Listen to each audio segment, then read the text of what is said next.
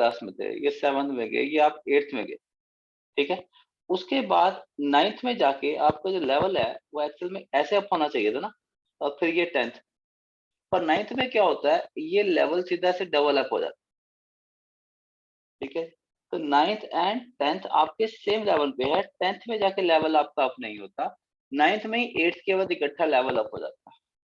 अगर हम उसी तरह से बात करें तो उसी तरह हमारा कंसेप्ट क्या है जी, एक 11th का और एक 12th का, लेकिन 11th और 12th का लेवल क्या चीज है जी, आपके पास सेम है।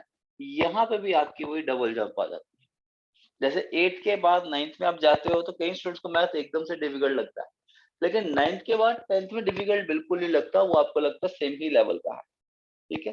सेम चीज अब यहाँ पे होती है बेटा, 10th के बाद जब +1 में जाते हो तो मैथ एकदम से लेवल बड़ा अप लगता है, लेकिन +1 के बाद जब आप +2 में जाते हो तो आपको लेवल में कोई अप फील नहीं होता, कि जिस तरह से 9th और 10th आपका सेम लेवल पे है, वैसे हमारा +1 +2 का मैथ भी हमारा सेम लेवल पे ही, ठीक है। +1 का मैथ ज्यादा इंपॉर्टेंट है क्योंकि आपका सारा बेस, सारे का चीजें आपकी +1 में ही बनती है। बहुत से ऐसे चैप्टर हैं जो हम +1 में आधे करेंगे और बाकी उनको आधे को हम आगे +2 में कंटिन्यू करेंगे। जैसे अगर आप अपने जिनके पास बुक है, अगर आप देखोगे आपकी बुक में चैप्टर है रिलेशन एंड फंक्शन, ठीक है, तो वो आप पहले +1 में कर रहे हो, उसी चीज को आगे फिर आप +2 में भी करो। फिर आपकी ट्रिग्नोमेट्री +1 में है, ट्रिग्नोमेट्री फिर आगे +2 में उसका अगला पार्ट है इनवर्स ट्रिग्नोमेट्री है। लिमिट्स एंड डेरिवेटिव +1 में भी है, उससे आगे फिर +2 में करते हो। इंट्रोडक्शन टू 3D आपकी +1 में है, उससे आगे फिर +2 में करते हो। प्रोबेबिलिटी आपकी +1 में है, उससे आगे फिर आप +2 में करते हो, ठीक है। तो बहुत सी चीजें हैं जिनका बेस +1 के अंदर है और उनको फिर आगे आप +2 में कंटिन्यू करें। तो +1 +2 से ज्यादा इंपॉर्टेंट है कि जो आपका बेस बनना है, जो सारा कुछ है वो +1 में ही बनता है, ठीक है। पर एक चीज मैं बोल देता हूँ, +1 के मैथ्स में अगर किसी स्टूडेंट को कहीं पे कोई दिक्कत आए तो आपने उससे जो कुछ ज्यादा घबराना नहीं है। +1 के मैथ्स में स्टार्टिंग में कई स्टूडेंट्स को दिक्कत आ जाती है, तो अगर दिक्कत आती है तो वो नॉर्मल बात, बाकी मैं करवाने की इस तरह से कोशिश करूंगा ही आपको कि आपको कोई दिक्कत फील हो ही ना, ठीक है। पर अगर किसी स्टूडेंट को कुछ दिक्कत आए +1 के मैथ में, तो सिंपल सी चीज है बेटा, वो नॉर्मल बात है, वो सभी के साथ होता है, क्योंकि एकदम से लेवल बहुत अप हो जाता है। पर एक बार जब आप इस लेवल पे आ जाओगे तो आपको फिर आगे का काम सारा अपने आप ही इजी लगना शुरू हो जाएगा, ठीक है जी। तो आज के जो लेक्चर है उसमें बिल्कुल बेसिक चीज से बात करेंगे, ठीक है। बेसिक चीज ये है कि ये नहीं कि जो मैं अभी आपको नई चीज बता रहा हूँ, बेसिक चीज का मतलब ये है कि जो पिछली क्लासेस में कर चुके हो, पर मैं आपका वो कंसेप्ट चेक करना चाहता हूँ, क्योंकि ये बेसिक क्लियर होना बहुत ज्यादा जरूरी है। और वो बेसिक है हमारा नंबर सिस्टम, ठीक है। नंबर्स आप शुरू से यूज करते आ रहे हो, तो मैं चाहता हूँ आप मुझे उस नंबर सिस्टम को एक्सप्लेन करो, ठीक है। नंबर सिस्टम से मेरा मतलब है, नंबर सिस्टम में कौन कौन से नंबर्स आ जाते हैं, natural numbers, whole numbers, integers, rational number, irrational numbers, real number. तो हर एक स्टूडेंट को ये क्या होते हैं ये अच्छी तरह से पता जरूर होना चाहिए, ठीक है जी। तो सबसे पहले इनकी बेसिक नॉलेज होना बहुत ही ज्यादा जरूरी है, ठीक है जी। तो इसी से शुरू करते हैं। चलो आप में से बताओ, मुझे कौन बताएगा नंबर्स के बारे में। सबने किया हुआ ये चीज, तो जिनको नंबर्स के बारे में पूरा पता है हैंड रेज कर दो सभी।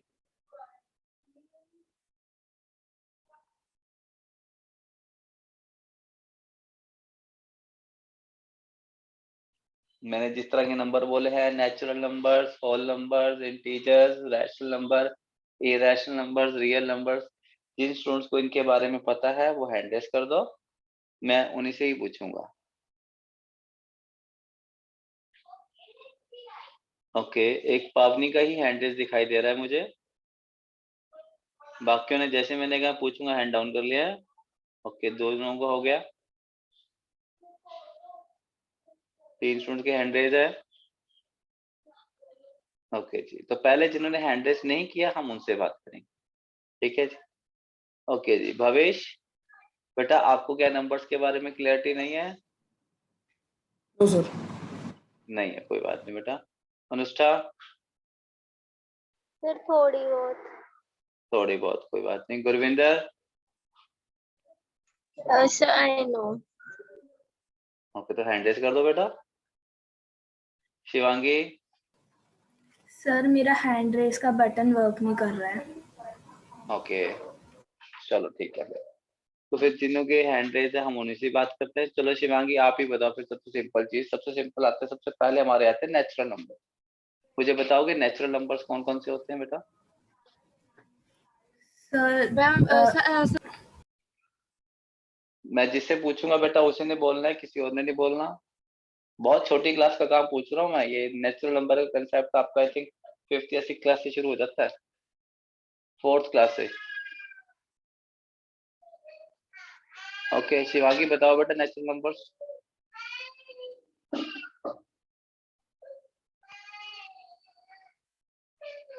शिवांगी आवाज आ रही है सर बेटा? The positive numbers including 0, 1, 2, 3 and so on. Okay जी, मैं एक नंबर बोल रहा हूँ, मैं नंबर बोल रहा हूँ जी 2.5। क्या ये नेचुरल नंबर है शिवांगी? Yes sir. मैंने एक नंबर बोला 2.5, क्या 2.5 मेरा नेचुरल नंबर है? Yes sir. गुरविंदर आप बताओ। मैं सही गलत जो भी है वो बाद में बताऊंगा, अभी मैं सिर्फ आप लोगों को सुन रहा हूँ, ठीक है? गुरविंदर आप बताओ जरा, होल नंबर्स क्या होते हैं? Sir, which start from 0. Okay जी,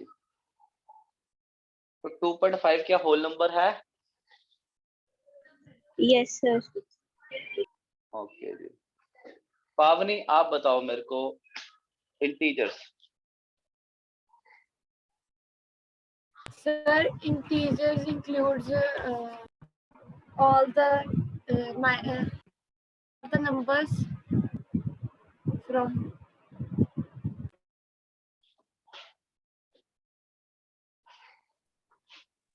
हाँ जी बेटा सुन रहा हूँ, बोलते रहो।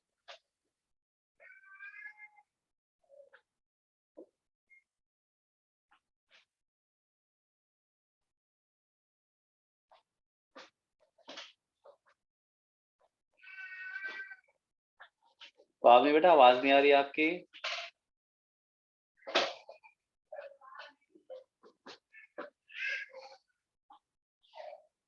Sir, all positive and negative integer numbers are called integers.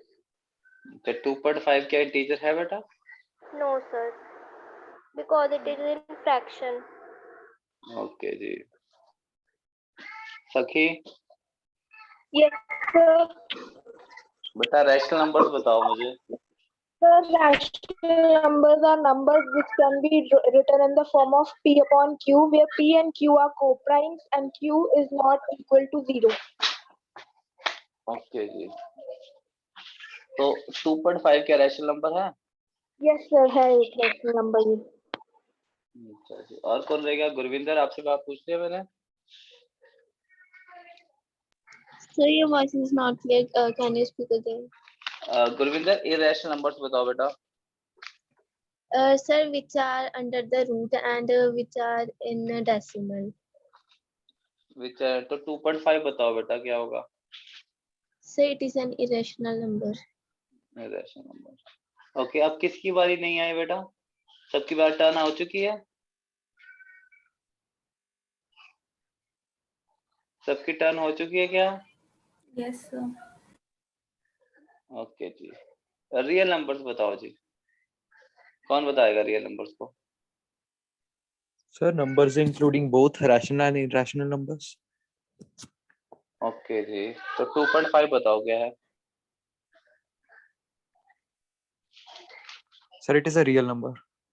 It is a real number. Okay जी, चलो बेटा जो चीज मैंने देखनी थी वो देख ली, पर अब ये मत समझना कि आप सभी ने जो जवाब दिए हैं वो सही हैं सभी के, ठीक है जी? तो अभी तक सिर्फ 2 स्टूडेंट्स ने 2 बातें कही हैं, बस वो सही हैं, बाकी सबने जो कहा वो गलत है, ठीक है? तो पहली चीज बिल्कुल बेसिक है, मैंने आपको पहले कहा 4th क्लास में स्टार्ट हो जाता है नंबर्स का कंसेप्ट, ठीक है? तो अगर यही क्लियर नहीं है तो फिर गड़बड़ हो जाएगी हमारे यहाँ। तो इसलिए मैंने इस चीज को शुरू किया था। मैंने देखा है कि बहुत से स्टूडेंट इस बेसिक चीज को ही गलत कर देते हैं, ठीक है जी? ओके बेटा, तो सबसे पहले हम बात करते हैं नेचुरल नंबर्स। सबसे पहली चीज हमारी क्या आ रही है जी, natural numbers.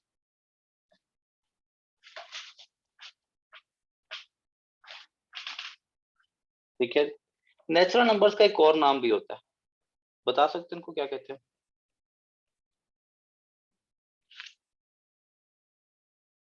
Say real numbers. Real numbers. Natural numbers को हम कहते हैं काउंटिंग नंबर्स। काउंटिंग नंबर्स, जैसे सपोज मैं बोल दूं, मैं आपको एक क्लासरूम में भेज दूं और मैं आपको ये बोलूं कि बताओ उस क्लासरूम में कितने बेंच है, तो आप क्या करोगे? आप बेंच को काउंट करना शुरू करोगे। कैसे काउंट करना शुरू करोगे? 1 2 3 4 5 6 so on। आप काउंटिंग को इस तरह से स्टार्ट करोगे। ठीक है, तो ये जो हमारे इन नंबर्स को हम क्या कहते हैं? Counting numbers. ठीक है, हम काउंट करने ही तो सीखते हैं, 1 2 3 4 5 6 7 है। तो ये जो काउंटिंग नंबर्स होते हैं, इन नंबर्स को हम क्या कहते हैं? Natural numbers. तो सबसे पहले आते हैं हमारे पास नेचुरल नंबर्स। नेचुरल नंबर्स के बाद नेक्स्ट आता है हमारे पास होल नंबर्स। अब सपोज मैं आपको एक किसी रूम में भेज दूं और उस रूम में कोई भी बेंच नहीं, उस रूम में कोई भी बेंच नहीं है, और मैं आपसे पूछूं कि बताओ उस रूम में कितने बेंच, तो क्या आप अपने आंसर को इनमें से किसी एक नंबर से दे सकते थे? No, sir. नहीं। तो अगर हम नेचुरल नंबर्स के अंदर एक जीरो को इंसर्ट करते हैं, तो जो मेरा नंबर्स का सेट बन जाएगा, इनको हम क्या कहेंगे जी? Whole numbers. ठीक है, तो अब एक चीज समझो बेटा, अब यहाँ पे अगर मैं नंबर यूज कर लिया जी 3 मेरा नेचुरल नंबर भी है, 3 मेरा होल नंबर भी है। ठीक है, अगर मैं जीरो की बात करूं तो जीरो मेरा होल नंबर है, पर जीरो मेरा नेचुरल नंबर नहीं है। समझ में आ गई ये चीज? 1 नेचुरल नंबर भी है, 1 आपका होल नंबर भी है, 2 नेचुरल नंबर भी है, 2 आपका होल नंबर भी है, इसी तरह बाकी सारे। पर अगर हम जीरो की बात करें, हम जीरो की बात करें, तो जो जीरो है, जीरो मेरी क्या चीज है जी?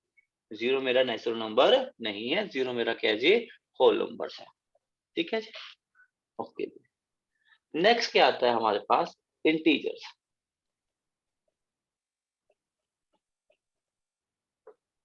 हाँ जी, इंटीजर्स में क्या आ जाता है जी हमारे पास? इंटीजर्स में क्या होंगे? सारे के सारे नेचुरल नंबर्स भी होंगे। उन नेचुरल नंबर्स के हम नेगेटिव भी कंसिडर कर लेंगे, और साथ में हम जीरो को भी इंसर्ट कर देंगे।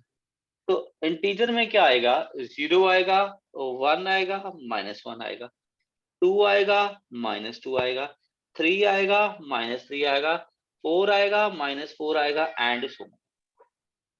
अब मैं अगर पूछूं कि 1 की बात करें, तो 1 नेचुरल नंबर भी है, 1 मेरा होल नंबर भी है, 1 मेरा इंटीजर भी है।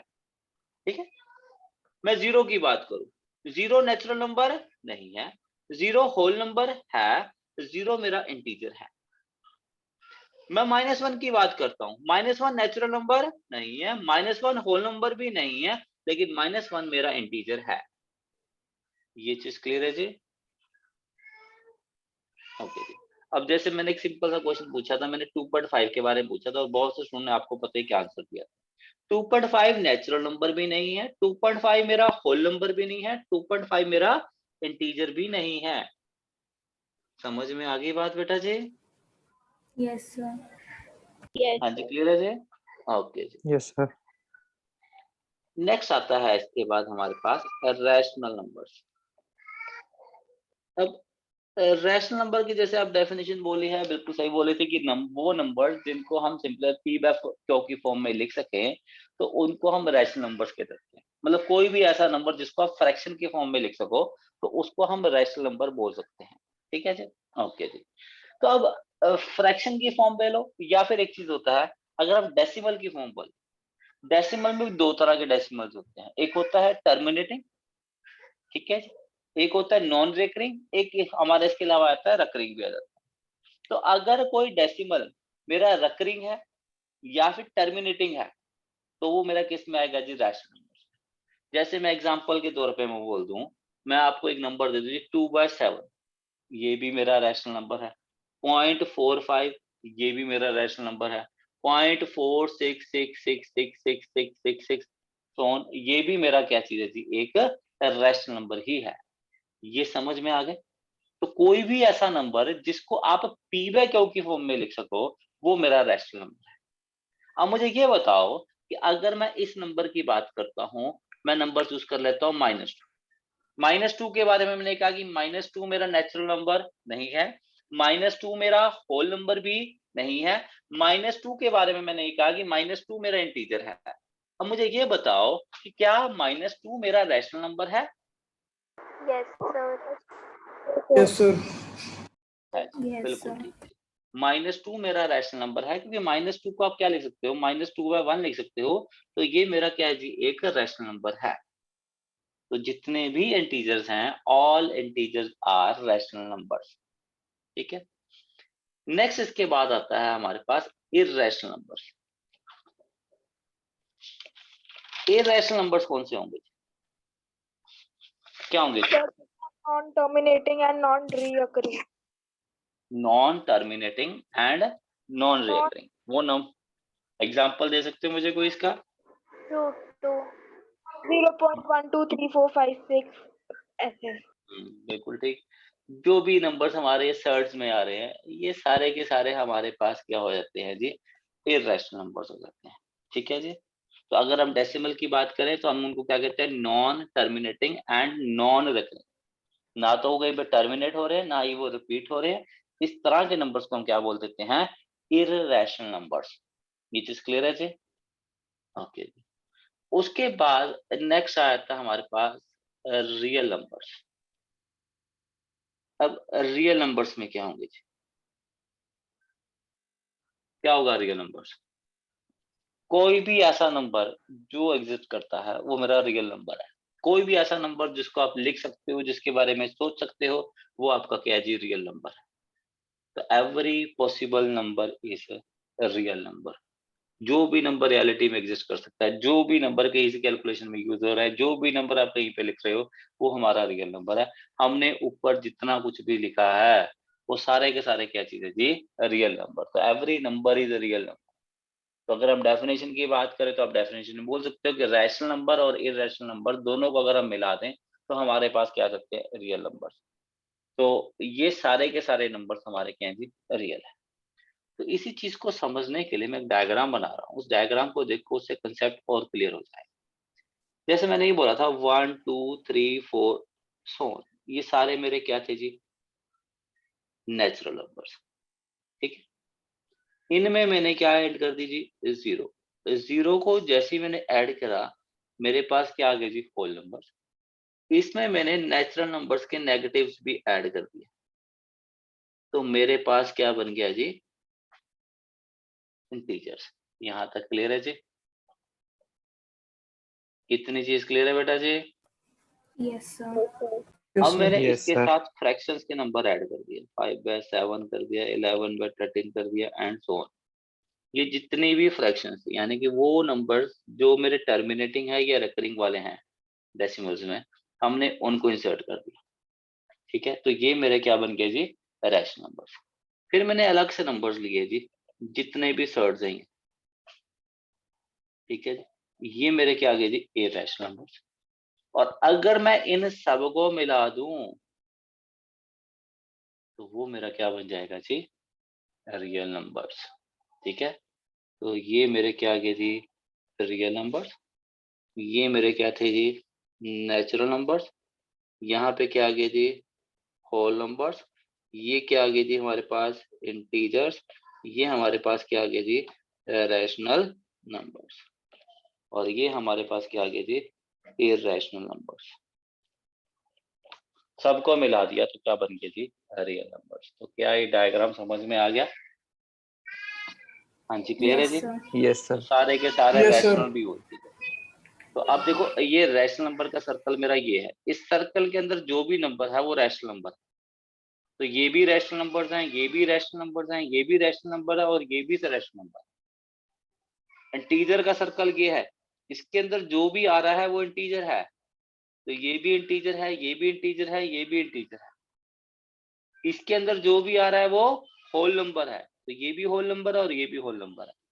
इसके अंदर जो आ रहे हैं वो मेरे क्या है, सिर्फ नेचुरल नंबर्स। तो ये अकेले मेरे नेचुरल नंबर्स हैं। और इस सर्कल के अंदर जो आ रहे हैं वो मेरे इरेशनल नंबर्स है, तो ये मेरे इरेशनल नंबर्स हैं। इतनी चीज क्लियर है जी? हाँ जी क्लियर है जी? Yes sir. अब हम आगे बात कर रहे हैं, इनको एक नाम दे रहे हैं, ठीक है? स्टैंडर्ड नेम है, ये नहीं कि नाम मैंने अपनी तरफ से दिया है, ये आपने याद रखना है, ये आपके पूरे +1 में यूज होते रहे, ठीक है? जो नेचुरल नंबर्स का सेट है उसको जो हम रिप्रेजेंट करते हैं, ठीक है जी, जो नेचुरल नंबर का सेट है उसको जो हम रिप्रेजेंट करेंगे, हम रिप्रेजेंट करते हैं कैपिटल एन से। नेचुरल नंबर के सेट को किससे रिप्रेजेंट करते हैं? कैपिटल एन से। होल नंबर्स के सेट को, जो होल नंबर्स की कॉम्बिनेशन है, उसको हम किससे रिप्रेजेंट करेंगे? W से। इंटीजर्स को किससे रिप्रेजेंट करते हैं? Z से। इररेशनल नंबर्स को, सॉरी रैशनल नंबर्स को किससे रिप्रेजेंट करते हैं? Q से। रियल नंबर्स को रिप्रेजेंट करते हैं R से। इररेशनल नंबर्स का कोई सिंबल नहीं है, इसको हम क्या लिख देते हैं? R-Q। तो ये सिंबल्स आपने याद रखने हैं, ये बहुत ज्यादा यूज होंगे। कैपिटल एन क्या रिप्रेजेंट करता है? क्या रिप्रेजेंट करता है capital N? Natural numbers. Natural numbers. Natural number, बिल्कुल ठीक है, ये मेरा नेचुरल नंबर्स है। कैपिटल जेड के बारे में बताओ, कैपिटल जेड क्या रिप्रेजेंट करेगा? Integers. Integers. Integer. Capital Q क्या रिप्रेजेंट करता है? Rational numbers. Rational numbers. और कैपिटल आर क्या रिप्रेजेंट Real करता है? numbers. Real real. number. अब देखा जाए एक्चुअल में हमारे सिंबल ये 4 ही हैं।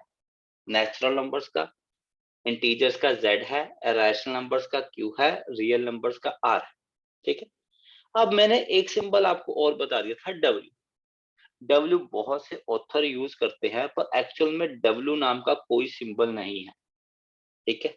W के लिए एक अलग नोटेशन होती है, वो नोटेशन हम क्या यूज कर लेते हैं? हम ये यूज कर लेते हैं N, उसके बाद U और उसके बाद ये। पर अभी आपका चैप्टर है सेट्स, उसके अंदर हमने पढ़ना है, तब हम उसके बारे में बात करेंगे W क्या है, ठीक है जी? इसके अलावा इसकी एक और भी नोटेशन होती है, ठीक है जी?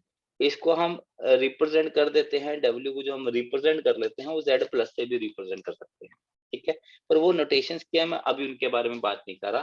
तो जो कॉमन नोटेशंस है मैंने आपको बता दी, आपने इन सबको याद रखना है। ये चीज क्लियर है जी? Yes, sir. ओके जी। तो N for natural number, natural number के N से ही आ गया। होल नंबर्स W से आ गया। इंटीजर्स के लिए I नाम का कोई सेट नहीं है, इंटीजर्स के लिए जो नाम दिया गया है वो क्या दिया गया है? Z। R से रियल नंबर है, R से रैशनल नंबर नहीं है, रैशनल नंबर्स के लिए क्या है जी? Q है, ठीक है?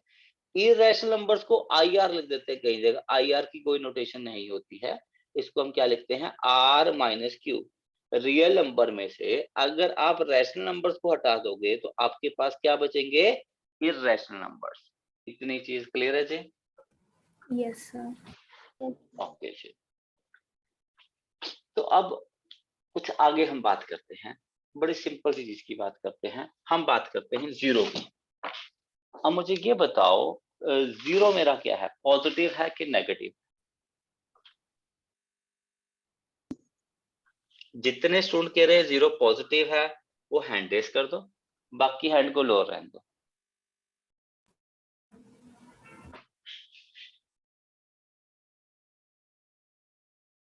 ओके जी, जितने कह रहे हैं जीरो नेगेटिव है वो हैंड रेस कर दो।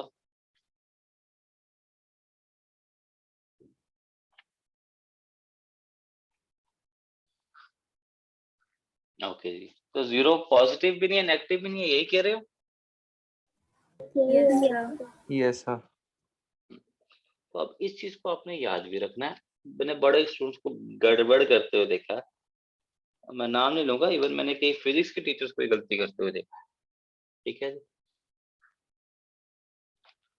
अगर हम इंटीजर्स की बात करें, अभी जैसे हमने बात करी थी, इंटीजर्स 3 तरह के होते हैं। एक होता है पॉजिटिव इंटीजर, एक होते हैं नेगेटिव इंटीजर्स, और तीसरा क्या होता है जी? जीरो। जीरो ना तो मेरे पॉजिटिव इंटीजर्स में आएगी, जीरो ना ही मेरे नेगेटिव इंटीजर्स में। जीरो ना तो पॉजिटिव इंटीजर में आएगी, जीरो ना ही मेरे नेगेटिव इंटीजर्स में आएगी। ठीक है जी। पॉजिटिव का मतलब याद रखो बेटा, कहीं पे भी पॉजिटिव आ गया उसका मतलब होता है ग्रेटर देन 0। कहीं पे भी नेगेटिव आ जाए तो उसका मतलब क्या होता है जी, लेस देन 0। ठीक है। और 0 तो हमारा इक्वलिटी में आ गया। ठीक है। अब एक टर्म होती है, मैंने देखा बहुत स्टूडेंट को गड़बड़ करते हुए देखा है। जैसे एक टर्म यूज कर लेते हैं हम बड़ा कॉमनली बोल देते हैं एक word non negative. Non negative से मतलब क्या होता है, क्या मतलब निकलता है नॉन नेगेटिव से? either positive or zero. बिल्कुल ठीक है। बहुत स्टूडेंट मतलब क्या निकालते हैं, नॉन नेगेटिव का मतलब पॉजिटिव निकाल लेते हैं। नहीं जी, अगर हम इन दोनों को कंबाइन कर लें तो वो मेरे क्या बन जाएंगे, नॉन नेगेटिव इंटीजर्स। ठीक है जी। और अगर हम इनको कंसिडर कर ले तो ये क्या बन जाएंगे जी, नॉन Non-positive. Positive integers. अब मैंने आपको ये बोला है कि कई जगह होल नंबर्स के बारे में बात ही नहीं की जाती। कोई डिफाइंड टर्म नहीं है होल नंबर, ये हमारे यहाँ यूज करते हैं। एक्चुअल में होल नंबर्स होते क्या हैं, होल नंबर्स आर क्या है जी, नॉन नेगेटिव इंटीजर्स।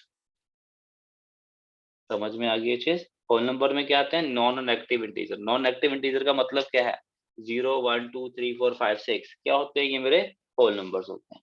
तो होल नंबर्स के लिए जो अल्टरनेट स्टेटमेंट, जो अल्टरनेट टर्म यूज करी जाती है, वो टर्म हमारे पास क्या है जी, नॉन नेगेटिव इंटीजर्स की।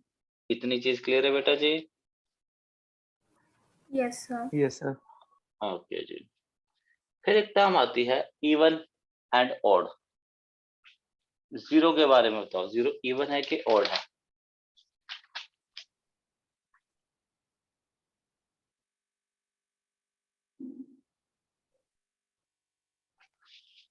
हाँ जी बताओ, जीरो के बारे में।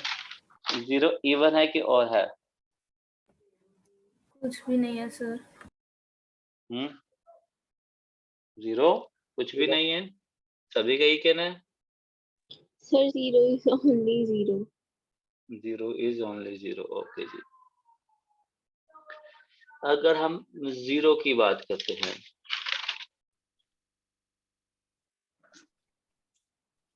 जीरो मेरा क्या है, इवन नंबर है।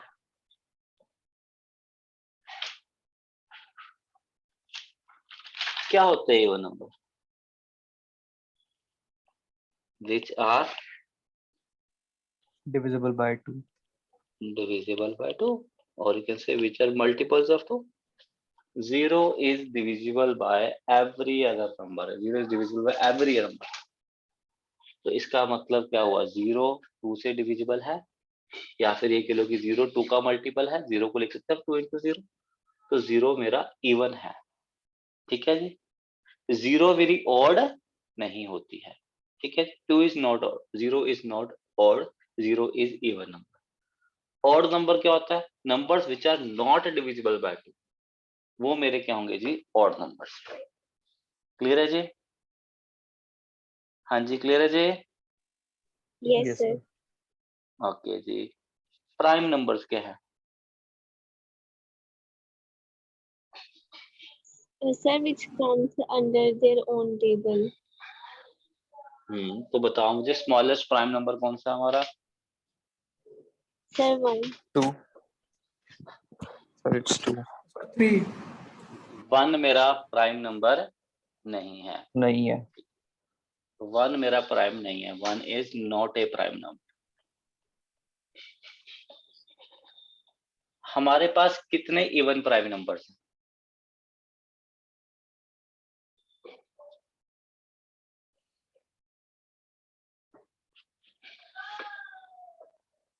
प्राइम नंबर तो वही होते हैं ना जो अपने आप से डिविजिबल हो, किसी और से डिविजिबल ना हो।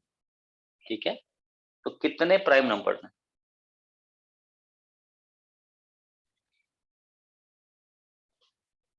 इवन वाले कितने प्राइम नंबर हैं? ऐसे कितने इवन नंबर्स हैं जो प्राइम हैं?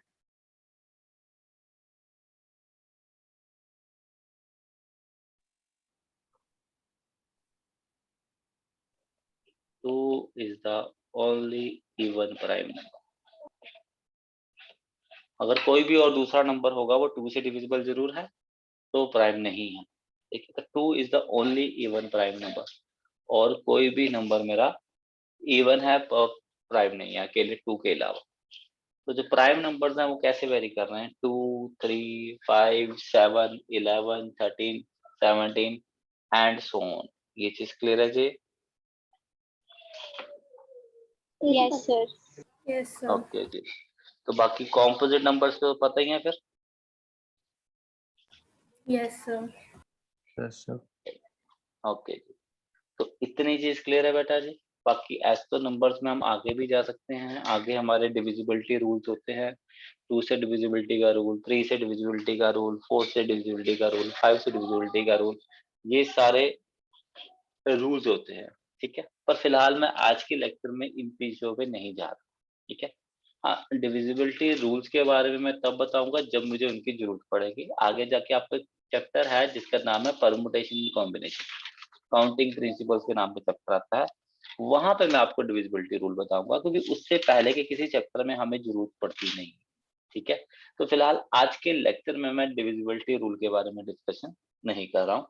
आज के लेक्चर में मैंने आपसे नंबर सिस्टम के बारे में डिस्कस किया है। अब नंबर सिस्टम के बारे में इसके इसलिए किया है कि जो आपके सिलेबस का फर्स्ट चैप्टर है सेट्स, सेट्स के अंदर इस चीज की बहुत ज्यादा जरूरत पड़ती है। वहां पे आपको नंबर्स को आइडेंटिफाई करना आना चाहिए, कौन सा नंबर किस कैटेगरी में आता है और क्या क्या नाम है, ये बहुत ही ज्यादा जरूरी है। बिना इसके आपका काम नहीं हो सकता था, इसलिए इस चीज की हमें बहुत ज्यादा जरूरत थी। तो इसलिए मैंने पहली चीज आपको ये बताई है। तो ये क्लियर है जी? हाँ जी, क्लियर है। Yes, sir.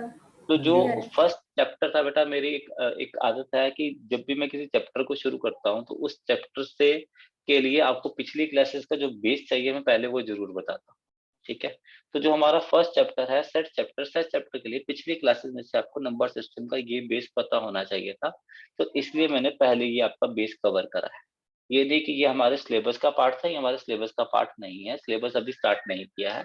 ये मैंने जस्ट आपको पिछला एक कंसेप्ट रिवाइज कराया ताकि आपको नंबर सिस्टम के बारे में पता लग जाए।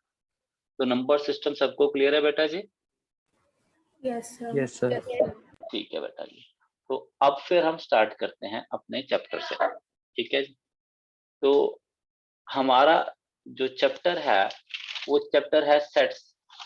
ठीक है, तो कुछ आइडिया है सेट के बारे में, कभी सुना हो किसी ने? आप में से कितने स्टूडेंट आईसीएसई बोर्ड से थे?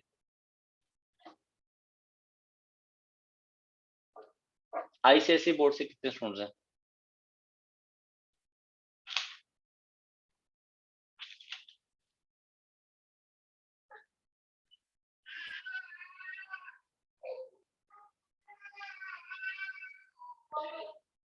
हाँ जी, कोई नहीं है? ओके, चलो स्टार्ट करते हैं फिर सेट से। क्या चीज है सेट चैप्टर हमारा?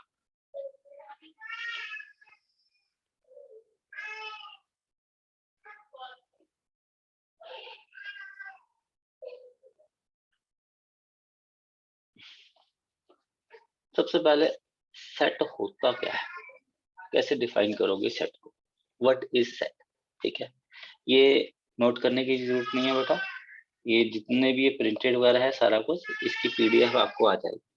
ठीक है, तो ये आपको पीडीएफ में सारा कुछ मिल जाएगा, जो भी मैं यहाँ स्क्रीन पे लिखूंगा।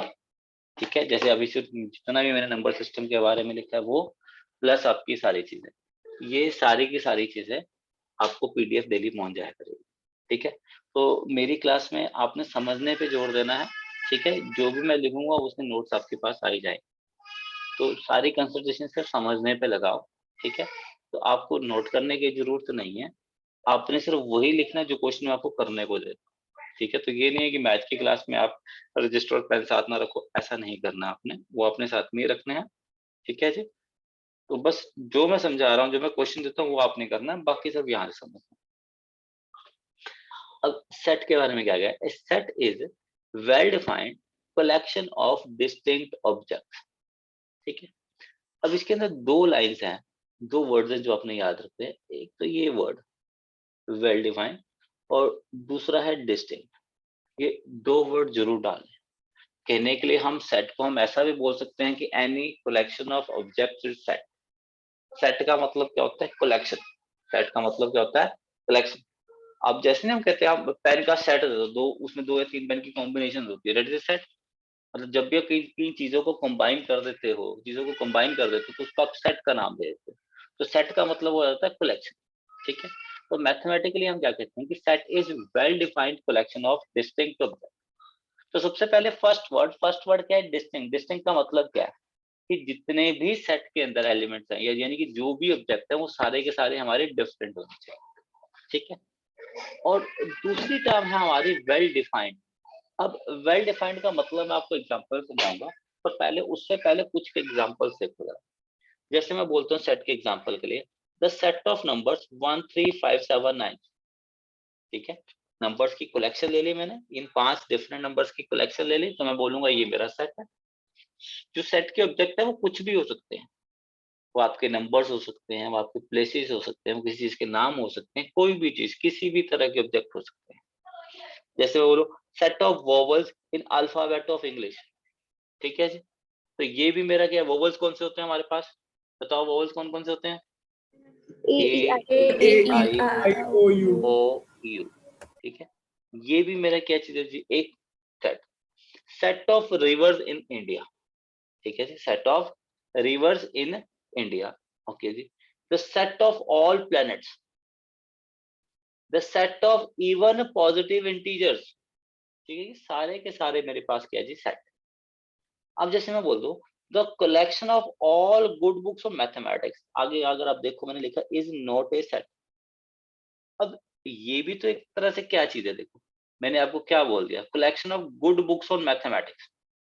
ठीक है, अब ये भी एक तरह की कलेक्शन ही तो है, पर इस कलेक्शन को मैं क्या बोल रहा हूँ कि ये जो कलेक्शन है ये मेरी सेट नहीं है। ये सेट क्यों नहीं है? क्योंकि ये जो कलेक्शन है ये वेल डिफाइंड नहीं है। अब यहाँ पे मैं आपको वेल डिफाइंड का मतलब बताता हूँ। तो पहले ऐसा करते हैं, इसके एग्जांपल देखते हैं। चलो मैं बोलूँ collection of all good books on mathematics of class 10th के लिए। ठीक है, तो आप मुझे बताओ 10th क्लास की गुड मैथमेटिक्स की बुक्स में कौन कौन सी बुक्स को डालोगे? NCERT RD Sharma. NCERT RD Sharma. Okay जी, अगर मैं बोलूं यार आरडी शर्मा तो ऐसी बुक है, अच्छी बुक ही नहीं है। हो सकता है आप में से कोई ये कह रहे यार एनसीईआरटी अच्छी बुक तो है ही नहीं, आरडी शर्मा अच्छी बुक है। तो क्या सबकी इस चीज के ऊपर एक कॉमन राय होगी? No sir. कईयों को ये लगता है कि यार आरडी शर्मा बहुत से स्टूडेंट पसंद नहीं करते। उसका ये नहीं, अब मैं अगर मेरे से पूछो कि आरडी शर्मा कैसी बुक है, मैं बोलूंगा आरडी शर्मा एक अच्छी बुक है। पर कई स्टूडेंट ये कहते हैं कि यार आरडी शर्मा अच्छी बुक नहीं है, उसके पीछे रीजन क्या होता है? वो कहते हैं कि आरडी शर्मा में बहुत ज्यादा ही एग्जांपल्स दिए हुए हैं किसी भी चीज को लेके। अगर कोई सिर्फ लिमिटेड क्वेश्चंस करना चाहता है, ठीक है, तो उसके लिए वो आरडी शर्मा बुक नहीं है, क्योंकि उसमें एक ही टाइप के 50 एग्जांपल दे रखे हैं। कई स्टूडेंट उस चीज से बोर हो जाते हैं कि एक ही चीज की बार बार इतनी रेपिटेशन दी हुई है, तो कईयों को इसलिए वो अच्छी नहीं लगती।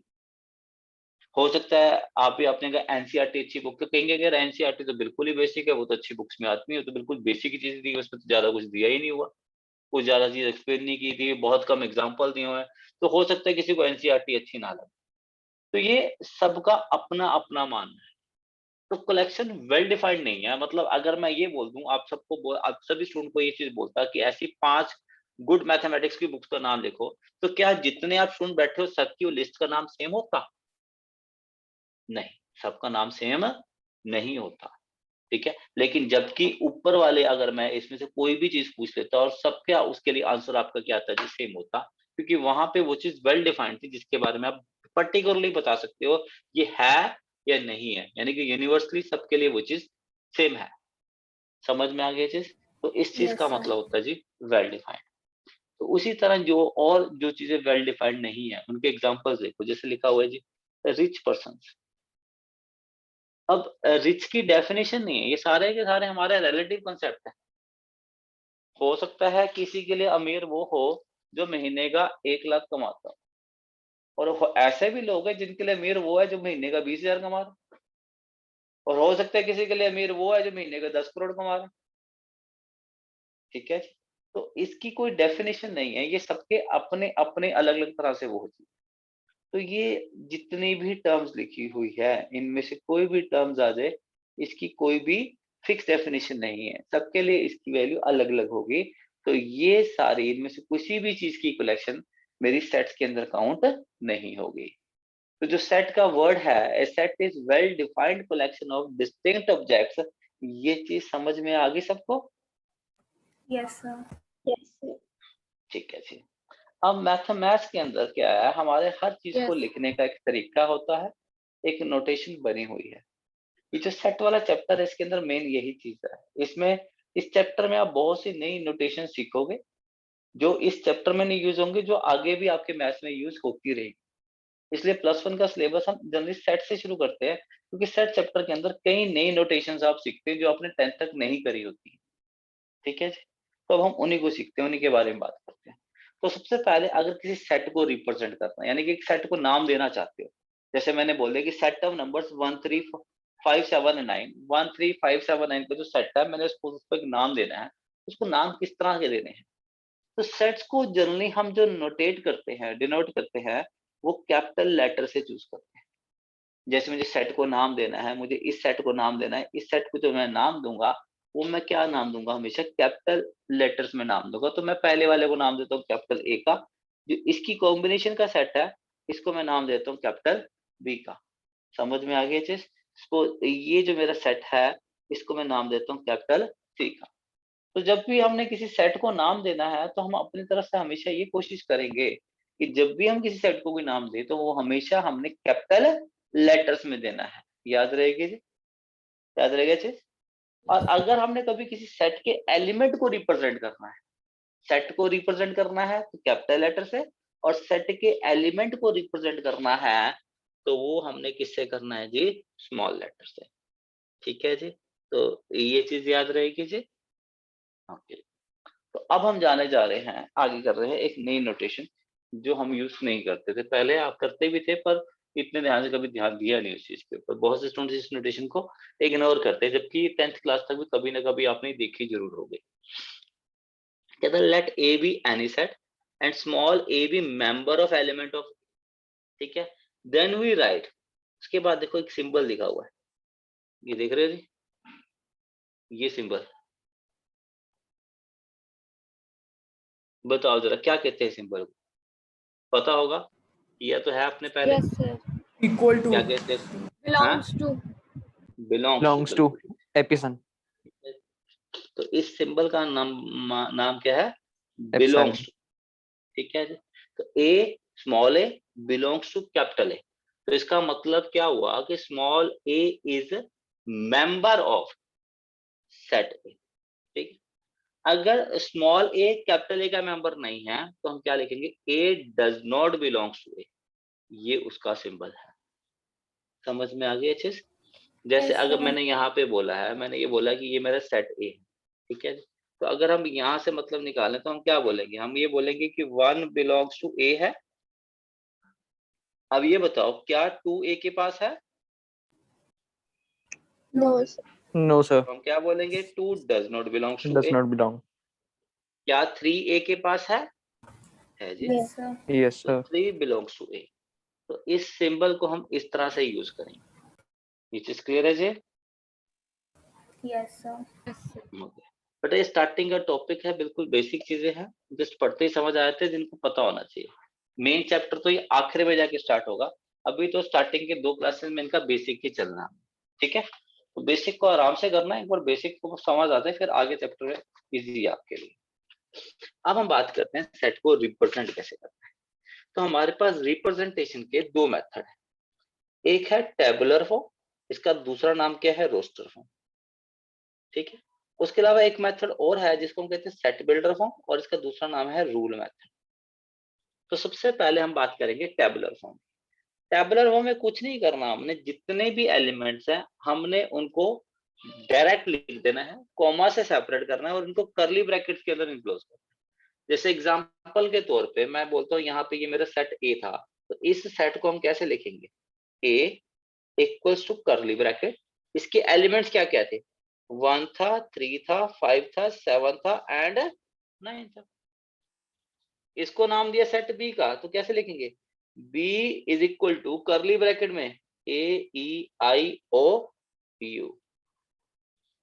हाँ जी, सेट सी के पास क्या क्या एलिमेंट्स हैं? 2 है, 4 है, 6 है, 8 है, और उसके बाद आगे भी सारे इवन नेचुरल नंबर्स। आगे कौन से आएंगे? 10, 12, 14, 16, 18, 20 and so on. Infinite numbers हैं, तो इनफाइनाइट नंबर्स के लिए हम इस तरह से डॉट्स लगा दें।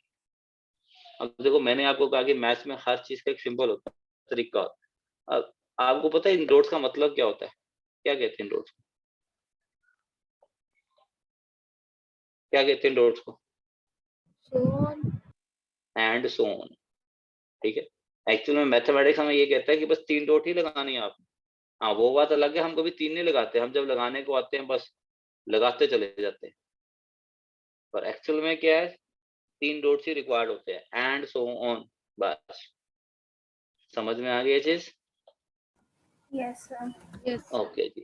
तो पहली फॉर्म हमारे पास है टैबुलर फॉर्म और रोस्टर फॉर्म। ठीक है जी। तो टैबुलर फॉर्म के अंदर हमने एलिमेंट्स को डायरेक्ट लिस्ट करना है करली ब्रैकेट के अंदर। जैसे एग्जांपल देखो, A be the set consisting of the numbers 1, 3, 4 and 5. Then we write A as curly bracket में 1, 3, 4. The B be set of all odd natural numbers less than 100. अब less than 100 कौन कौन से odd natural numbers हैं? 1 है, 3 है, 5 है, 7 है, 9 है, 11, 13, 15, 17 so on up to कहां तक जा रहा है? 99। तो अब ये नहीं कि आपने वो पूरे 50 नंबर्स लिख के दिखाने, नहीं। 1, 3, 5 comma so on up to कहां तक जाना है जी? 99 तक। बस फिर लास्ट में 99 क्रॉस। इवन नेचुरल नंबर्स 2, 4, 6, 8, उसके बाद 3 डॉट लगाओ, करली ब्रैकेट को क्लोज करो। समझ में आ गई बात ये चीज? Yes, sir. ओके जी। उसके बाद क्या चीज है? कहता है D V set of all letters of the word mathematics. ठीक है जी।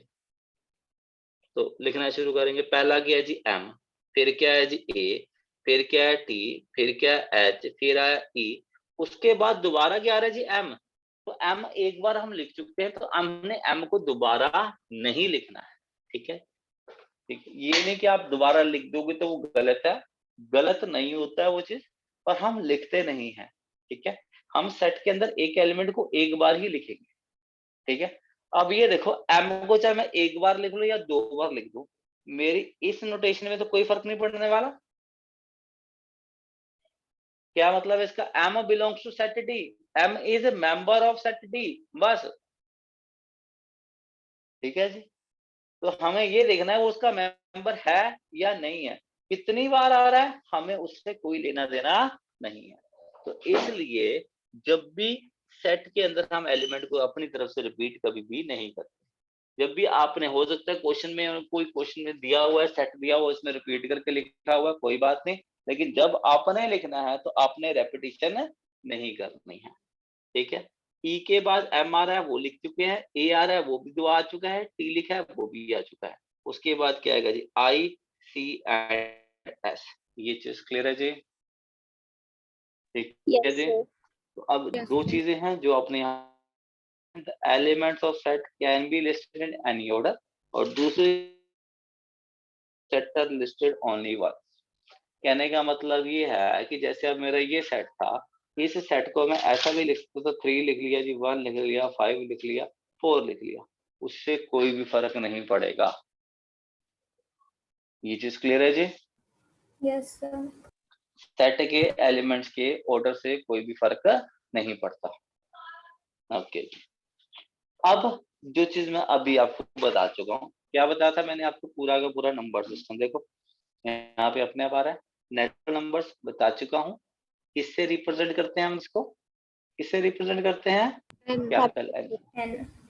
तो बेसिकली कैपिटल एन क्या रिप्रेजेंट कर रहा है? Capital N is a set of natural numbers. Set का मतलब क्या है? Collection of all natural numbers को हम क्या बोल रहे हैं? Capital N. Whole numbers W, integers Z। ठीक है, मैंने यहाँ पे लिख दिया था Z और I, क्योंकि कई बुक्स में I लिखा होता है, पर आपने I यूज नहीं करना, तो इसलिए मैं आपके लिए ये काट ही देता हूँ। ठीक है, हमने हमेशा क्या यूज करना है जी? Z ही यूज करना है। ठीक है जी। उसके बाद नेक्स्ट आता है रैशनल नंबर। रैशनल नंबर को रिप्रेजेंट किससे करते हैं हम? क्यू से, ठीक है। फिर क्या आता है? Irrational number. इरेशनल नंबर्स के लिए कोई नाम नहीं है, हमने उसको क्या नाम देना है? R minus Q. इसमें आर किसके लिए यूज करते हैं हम? रियल नंबर्स के लिए यूज करते हैं। तो ये नोटेशंस क्लियर है जी? हाँ जी, क्लियर है जी? Yes, okay. sir. अब उसके बाद आता है हमारे पास यहाँ पे आ जाती है, इन पॉइंट्स को आप स्किप ही कर दो, इन तीनों को, पॉजिटिव इंटीजर्स को, उसका एक रीजन मैं बता देता हूँ। क्या रीजन है मैं एक्सप्लेन कर देता हूँ चीज को।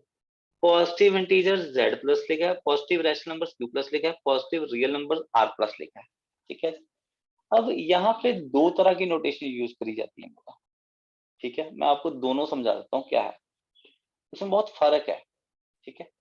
एक्चुअल में मैं इनमें एक टर्म चेंज कर देता हूँ। अगर आप ये नोटेशन यूज करना चाहते हो तो इन तीनों से पॉजिटिव हटा के आपने क्या लिखना है? Non negative.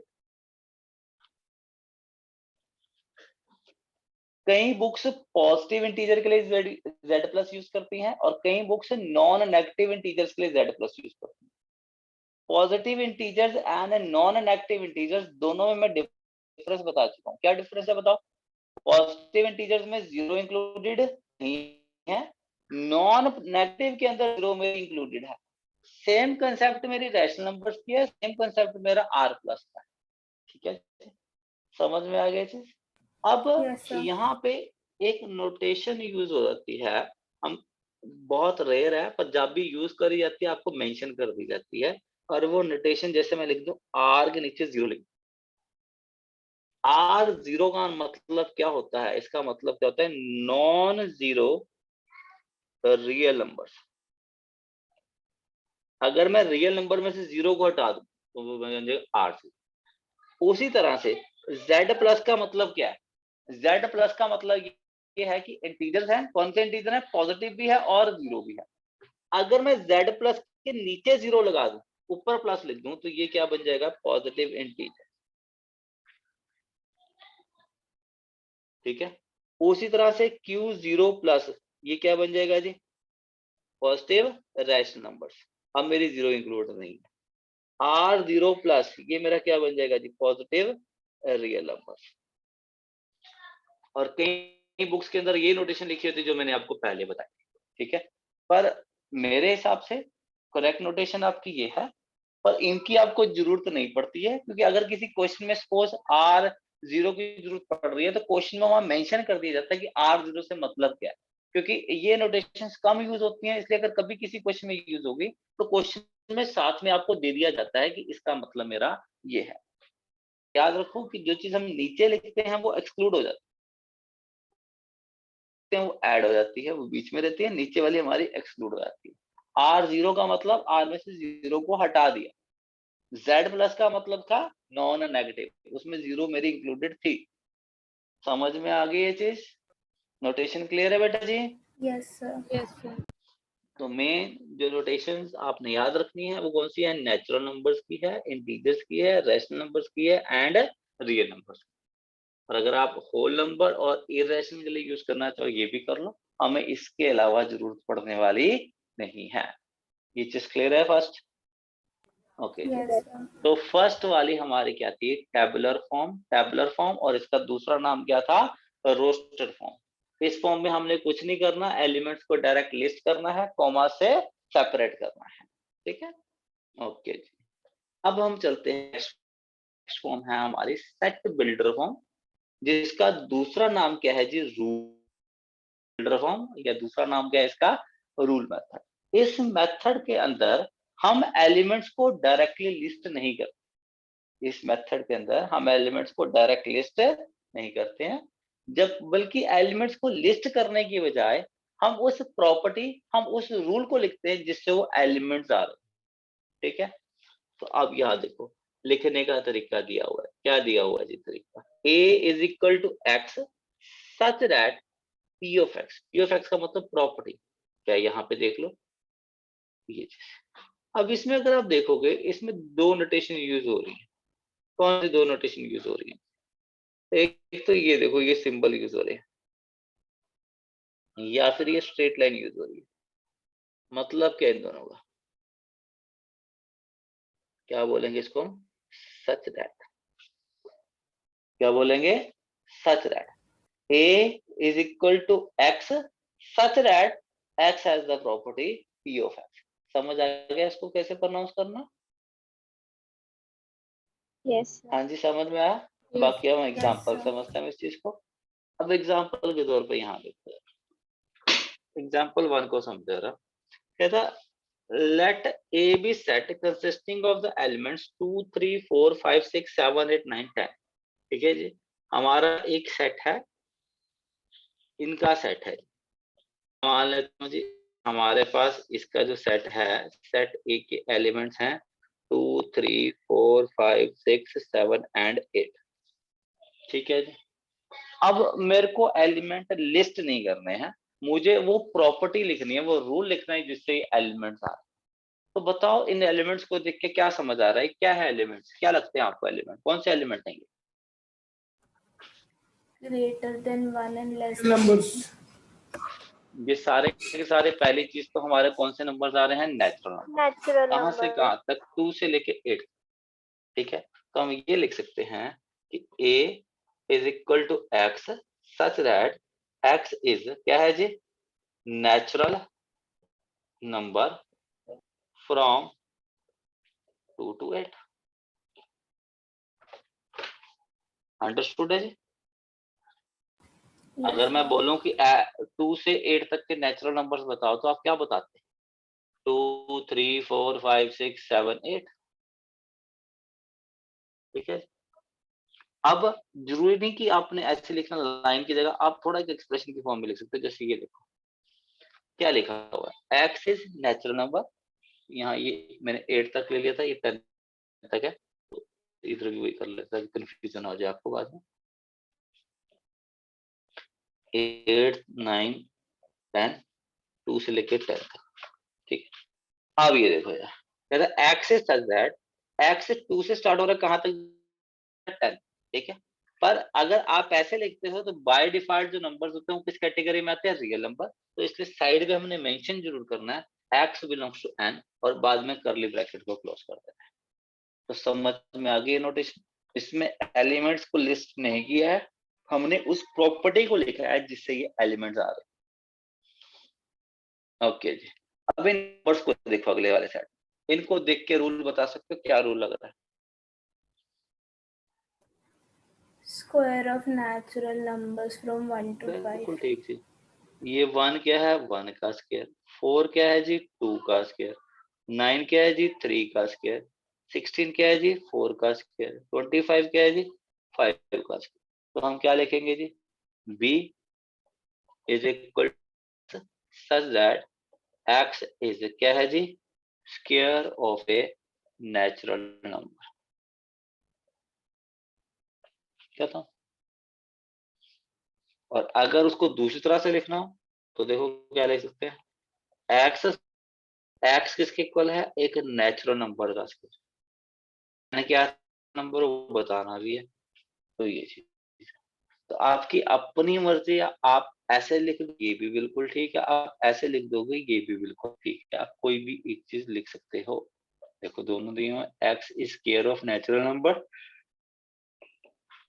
और यू कैन राइट दिस। तो बताओ क्या ये चीज समझ में आ गई जी? Yes, sir. Yes, sir. Okay जी, नेक्स्ट अब आते हैं हमारे पास क्वेश्चन। ठीक है जी, तो देखते हैं, टाइम है हमारे पास, जितने हो जाते हैं वो ठीक है, बाकी आपने करके लिखे आने हैं। ठीक है, ओके जी। तो फर्स्ट क्वेश्चन देखो क्या है, examine whether the following collection objects set और नॉट। कर लो, अभी पूछना आंसर देना नहीं आपने, पहले 4 पार्ट में देखो कौन सा सेट है कौन सा नहीं, जिससे मैं पूछूंगा उसी ने मुझे आंसर देना। ठीक है,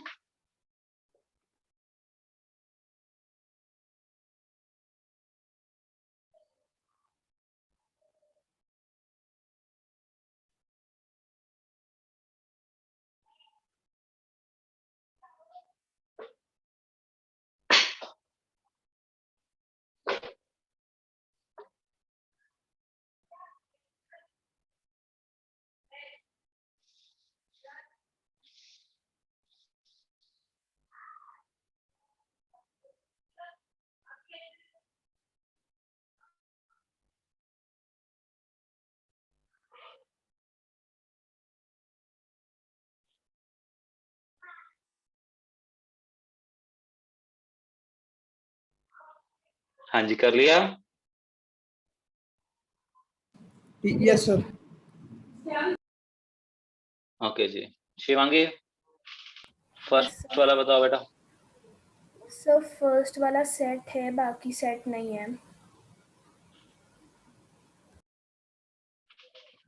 एक मिनट होल्ड करो।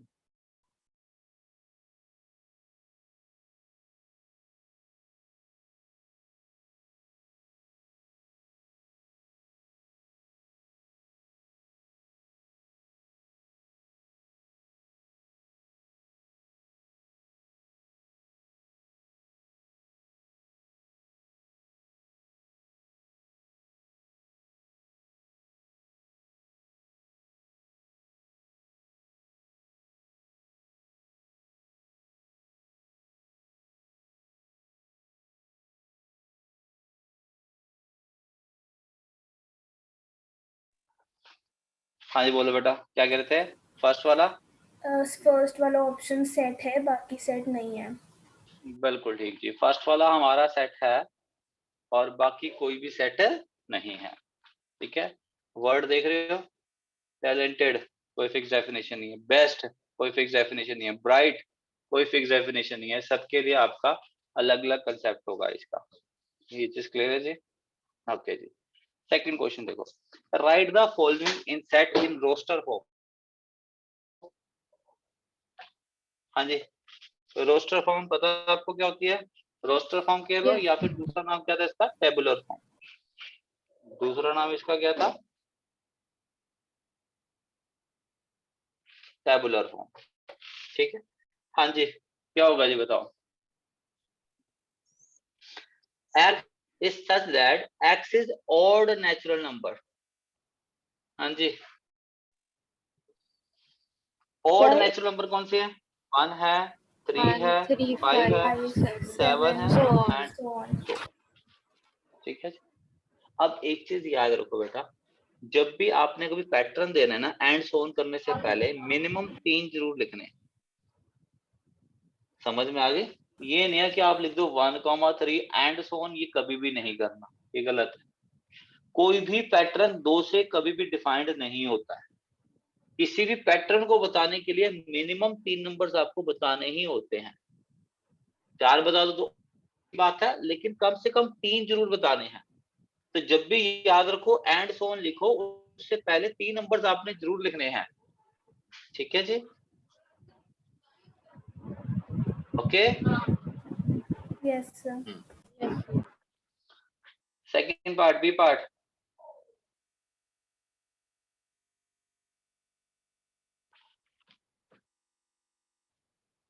करो जरा खुद।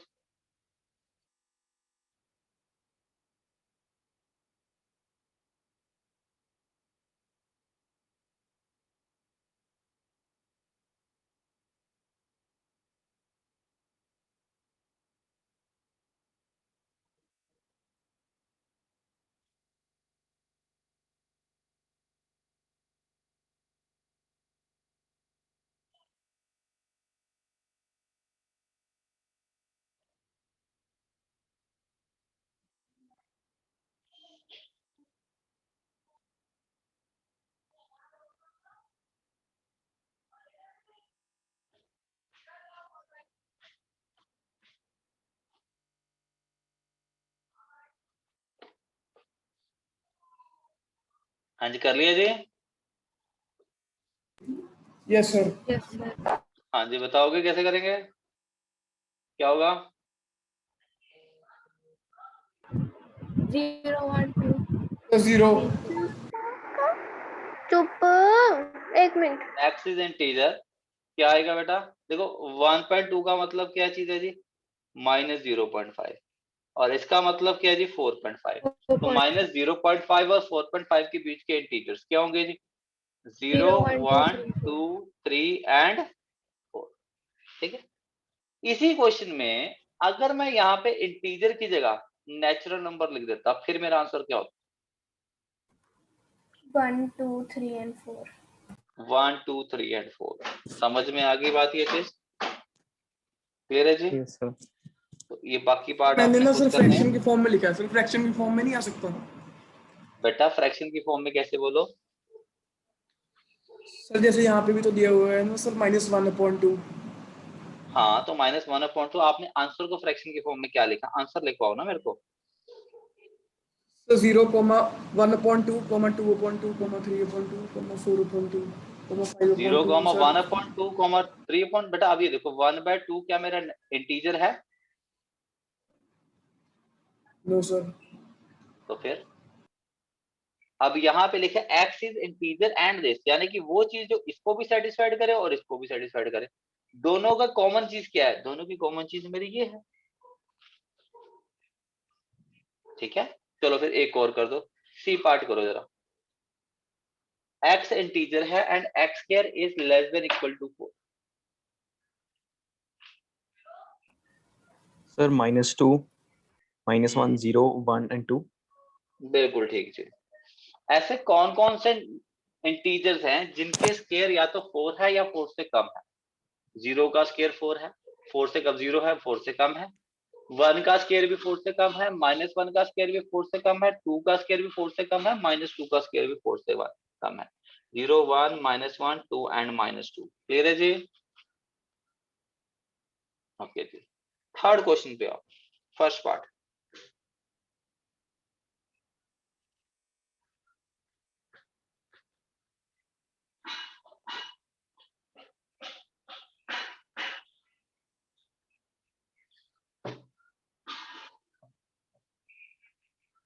Third question first part.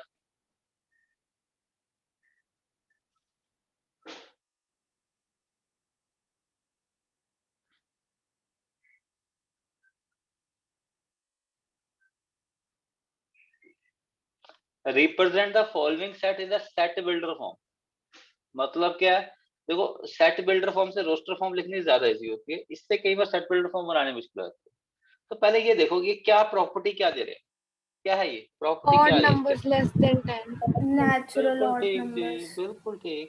x says that x is odd natural number less than 10। बिल्कुल ठीक।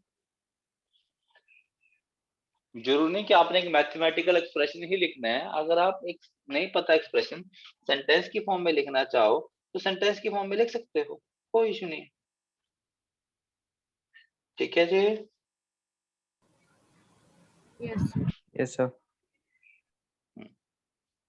ओके जी, नेक्स्ट देखो बेटा, B part. Natural prime numbers. Natural prime numbers बोलोगे तो इनफाइनाइट आ जाएंगे, तो Till एक कैप भी 5. लगाओ।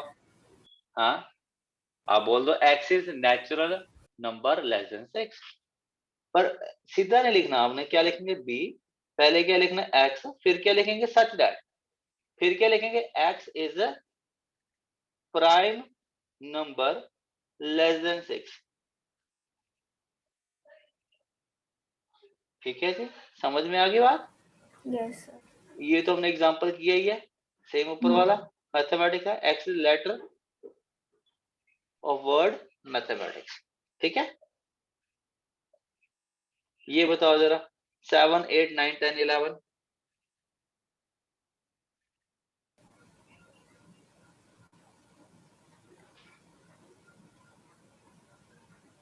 X is such that natural numbers less than 6. Less I than mean 6 के greater than 6। greater than 6 and less than 12. बिल्कुल ठीक। या x is a natural number from 7 to 11। ठीक है, x d is equal to x such that x 7 से किसके बीच में है? 11 के बीच में है, और x बिलोंग्स टू क्या चीज है जी? नेचुरल नंबर है। तो इस तरह के क्वेश्चंस कर सकते हो, Yes. Yes. कर लोगे? ओके Yes, जी। sir. चलो फिर मुझे एक चीज और बताओ, कौन सा करोगे? चलो ये कर दो, बी पार्ट। आपका होमवर्क ये है पूरा का पूरा, ये पूरे आपने 5 तक करने हैं। ठीक है, होमवर्क सुन लो अप टू 5, और एक और भी ले लो आप इसमें।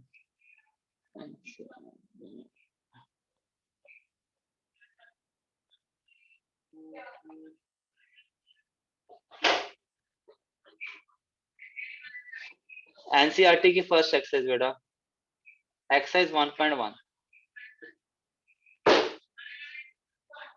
एनसीईआरटी की एक्सरसाइज 1.1 के डाउट्स लेने हैं मैंने अगली क्लास में। Okay sir. ठीक है, कंसेप्ट इसके सारे हो चुके हैं, ये पूरी एक्सरसाइज आपने करके लेके आनी है और इसके डाउट्स मैं अगली क्लास में लूंगा आपसे।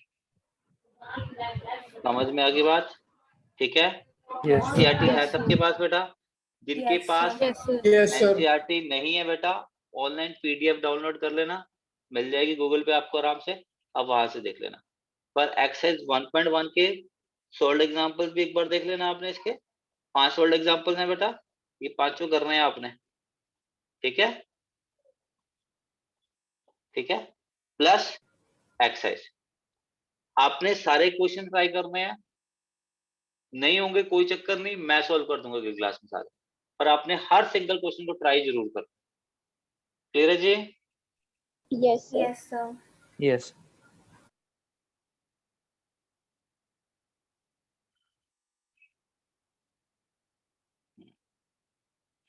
हाँ जी, बताओ जी, डी पार्ट कैसे करेंगे? चलो मैं कर रहा हूं, आप देखिए। पैटर्न बनाने के लिए देखो, एक पैटर्न कैसे है, 14 कैसे आएगा, 7 into 2, अगला क्या है 7 into 3, फिर 7 into 4 है, Multiples of 7. 7 into 5 है, so on up to कहां तक जा रहा है जी? 7 into कहां तक जा रहा है जी? 14। ठीक है, अब देखो मैं इसको कैसे लिख रहा हूं, x सच दैट x मेरा क्या है, x मेरा 7 का मल्टीपल है, x मेरा क्या है 7 का मल्टीपल है। अब 7 के मल्टीपल्स देखो कहां से स्टार्ट हो रहे हैं, 7 के मल्टीपल जो हो रहे हैं 2 3 4 सो ऑन अप टू कहां तक जा रहे हैं 14 तक। तो जो n है, n मेरा 2 से लेके कहां तक जा रहा है 14 तक, और n है क्या, n एक नेचुरल नंबर है। तो आपको ये सारी डिटेल देनी है। समझ में आ गई बात ये चीज? Yes, sir. ठीक है बेटा जी सबको? तो कुछ एक क्वेश्चंस पे थोड़ा आपको सोचना पड़ेगा, टाइम लगाना, सोचना, फिर करना है इसको। ठीक है, तो आज की क्लास बेटा मैं यहीं पे खत्म कर रहा हूँ, ये आपका काम है जो आपने करके लेके आना है। क्लियर है बेटा जी? Yes. Yes, sir. ठीक है बेटा, बाकी फिर नेक्स्ट क्लास में करो। ठीक है,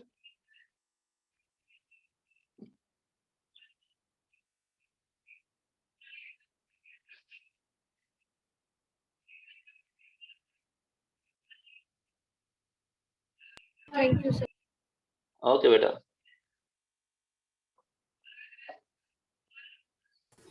Thank you, sir. Okay Thank बेटा। you, sir. ओके बेटा।